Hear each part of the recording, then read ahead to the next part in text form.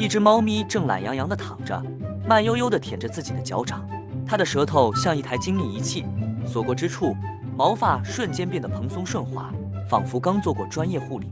凑近看会发现，猫舌头上布满了细小的倒刺，这些可不是装饰，而是货真价实的生物黑科技。这些倒刺像微型鱼钩一样向后弯曲，每根都由坚硬的角质蛋白构成。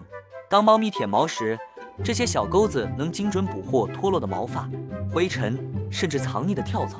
更神奇的是，倒刺还能深入毛发根部，像梳子一样解开打结，顺便把唾液均匀涂抹到皮肤上。这可是自带杀菌功能的天然护发素。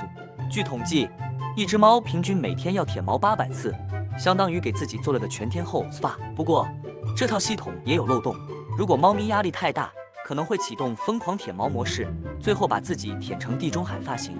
这时候，铲屎官就该登场了。从进化角度看，这套自清洁系统简直完美，不用排队洗澡，不用买梳子，随时随地都能保持优雅。难怪猫咪总是一副我最高贵的表情，毕竟人家随身携带的可是价值100万的生物级美容器啊！关注奶牛兄，一起探索奇妙世界。